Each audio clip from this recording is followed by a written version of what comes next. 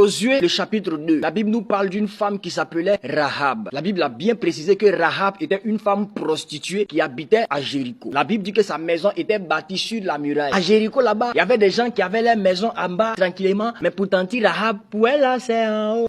Avant le combat des enfants de Dieu contre Jéricho, la Bible dit que les enfants de Dieu étaient à Sittim. Et de Sittim, Josué, qui était à la tête du peuple de Dieu, a décidé d'envoyer 2 espions à Jéricho pour qu'ils aillent espionner la ville, pour lui rapporter toutes les informations nécessaires. Là, comme ça, il va faire son plan pour aller frapper Jéricho. C'est ainsi que Josué, il a choisi 2 hommes et puis il les a envoyés à Jéricho. Il a dit, allez-y à Jéricho là-bas, allez-y examiner Jéricho, puis revenez nous faire le béret au calme. Comme dans la vie, quand on t'envoie, il faut savoir t'envoyer. Quand les 2 tontons espions sont arrivés à Jéricho, ils se sont dit, on doit être discret, on doit passer inaperçu. Je ne sais pas comment ils se sont arrangés, mais ils ont vu une maison. La Bible dit que c'était la maison de la prostituée Rahab. Ils sont rentrés dans la maison, puis ils ont été reçus par la prostituée. Non, reste concentré. Ils n'ont rien fait. Reste concentré.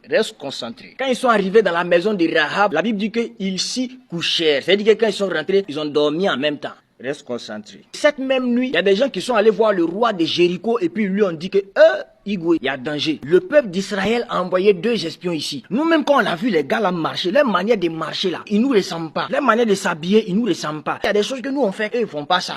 Non, on comprend pas. Nous on est sûr que ça là, ce sont les enfants d'Israël qui sont venus espionner le pays là pour pouvoir avoir des informations sur nous. Là ils vont repartir pour venir nous attaquer. Donc Igwe, faut faire quelque chose. La Bible dit que le roi, il a pris des messagers pour les envoyer à Rahab. Pour aller dire à Rahab que, hey, madame, les gars qui sont venus sur toi là, les 2 gars là, faut les faire sortir. C'est pas des clients, hein. Tu les vois comme ça là, ça c'est une bombe déguisée que tu vois. Si tu les as gardés là-bas, si ça explose là, nous tous, vends-moi dans nos vies. Ça c'est pas des clients, ce sont des gens qui sont venus espionner le pays ici et puis vont venir nous faire en sauter, revenir ici comme porc fou. Donc pardon, ils n'ont qu'à sortir pour partir. Tu cherches ton argent, on n'a pas dit non. Mais ceux-là seulement là, faut les faire sortir.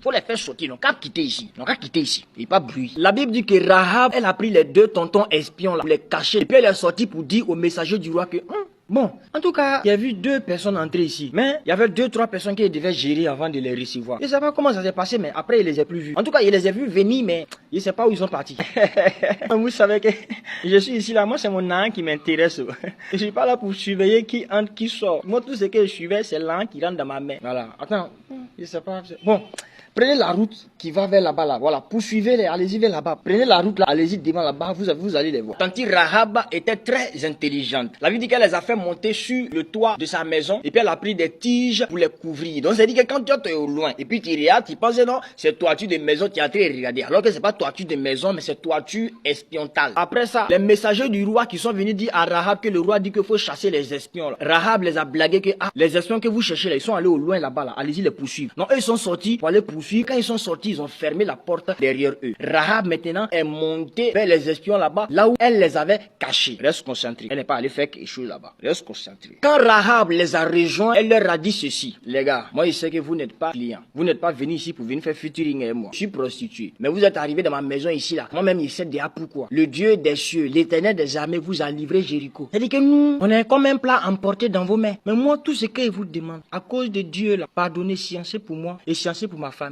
Tous les peuples de la terre ont peur de vous. Ce que Dieu a fait à tous les ennemis que vous avez croisés depuis que vous avez quitté Égypte là. Tout le monde sait. Tout le monde sait. La manière dont vous-même vous avez quitté Égypte, la manière dont vous avez traversé la mer Rouge, tout là. Nous tous, on sait. Tout le monde entier sait. Tout le monde a peur. C'est-à-dire que vous-même vous dégagez une peur tale. Mais moi, tout ce que vous demande, je suis prostituée, c'est vrai. Mais je fais ça là. C'est pour prendre soin de mes parents. C'est pour prendre soin de ma famille. C'est pour pouvoir subvenir à mes besoins. Pardonnez, sciencez. De toute façon, je vous ai fait du bien comme ça. Je vous ai sauvé la vie là. C'est pour que vous aussi, le jour que vous allez venir détruire Jéricho là, souvenez-vous de moi, souvenez-vous de ma famille, épargnez-nous, s'il vous plaît. Pour terminer sa prière, Tanti Rahab a dit, donnez-moi de l'assurance que vous allez épargner mon père, ma mère, mes frères, ma maison, ma famille. Rahab a intercédé, Rahab la prostituée a intercédé pour sa famille. Rahab la prostituée a intercédé pour tous ceux qui habitaient dans sa maison. Elle n'a pas regardé que non, c'est les jolis garçons qui sont là pour sauter sur eux. Non, elle était prostituée, mais elle a su se maîtriser pour intercéder pour sa famille. La Bible dit que les 2 espions d'Israël ont dit à Rahab, Rahab, nous que tu vois là, on est prêt à mourir pour vous. Ça on vous le dit, ça là, on vous le dit, on est prêt à mourir pour vous, mais à une seule condition, si tu ne divulgues pas tout ce que tu sais. C'est-à-dire que tant que tu vas garder le secret, on va te traiter comme tu as demandé. Parce que si tu as divulgué le secret, oh, on va prendre Jéricho. Tu n'as pas divulgué le secret, oh, on va prendre Jéricho. Mais garde à toi, si tu divulgues, quand on va venir pour prendre Jéricho, toi, on va te traiter en sauter revenu pro max. Vends-moi 2 fois dans ton corps. Donc tu gardes le secret, nous on vient, on vend tout le monde et puis on te sauve toi et ta famille. Mais tu divulgues le secret, nous on vient, on ginge tout le monde. Tu as compris? Elle dit, est-ce qu'on peut demander si à Blanc en France? Il a compris même quelle la compréhension. Donc le contrat était signé entre les espions d'Israël et puis la prostituée Rahab de Jéricho. Là maintenant, elle a dit au gars que bon, ok, vous pouvez sortir maintenant pour partir, mais attention, les vauriens qui sont sortis pour aller vous poursuivre là, ils sont allés à droite. Donc vous, allez-y à gauche. Là comme ça, vous n'allez pas vous rencontrer. Et puis il y a une montagne là-bas là. Passez 3 jours là-bas. Comme ça, au bout de ces 3 jours, c'est sûr que ceux qui sont allés vous chercher sont revenus. Et puis vous allez continuer votre chemin, vous allez rentrer en paix. Les gars ont dit ok, ils ont voulu démarrer pour partir, ils sont rappelés de quelque chose. Et puis ils sont revenus encore vers Rahab. Les espions lui ont donné un cordon de fil cramoisi. C'est une corde rouge. Tu vois cette corde qu'on te donne là. Le jour où on va arriver à Jéricho ici pour détruire Jéricho, la même fenêtre par laquelle tu nous as fait descendre ici pour nous sauver la vie, tu vas attacher ce cordon là à la même fenêtre. Si nous on voit ça, Kumabana. Si tu attaches ça sur la fenêtre, tous ceux qui seront dans cette maison-là, ils seront épargnés. Il faut faire rentrer dans la maison tous ceux que tu ne veux pas voir mourir. Il faut faire rentrer dans la maison tous ceux que tu veux voir vivre après notre passage. Parce que ça sera fatal. Ça même, on te blague même pas. Même si on vient ici en bas, hey. Faut attacher, hein. Mais tous ceux qui ne seront pas dans la maison, ils seront vendus. S'il y a un membre de ta famille qui reste en dehors de cette maison, si nous on vient, faut pas dire que non, nous on t'a trahi. C'est pas trahison. Nous on te dit en même temps. Tous ceux qui seront dedans, nous on va pas les toucher. Tous ceux qui ne seront pas dedans seront touchés. Toi-même tu sais de quoi il parle.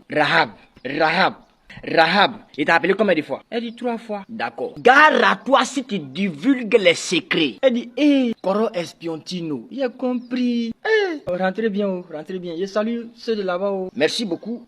On garde le contact, on est après. Les 2 espions d'Israël sont sortis et puis ils sont allés dans la montagne pour aller passer les 3 jours. Après ça, ils ont continué comme Rahab leur avait dit. Ils sont arrivés au camp à Sittim là-bas et puis ils ont trouvé le chef Josué. Quand ils sont arrivés, ils ont expliqué tout ce qui s'est passé à Josué. Plus tard, le peuple de Dieu est arrivé à Jéricho dans le but de renverser la muraille. La Bible dit que quand ils sont arrivés là-bas, Rahab avait bel et bien attaché le cordon de fil cramoisi à la fenêtre. Tous ceux qui étaient dans la maison ont été épargnés, y compris Rahab.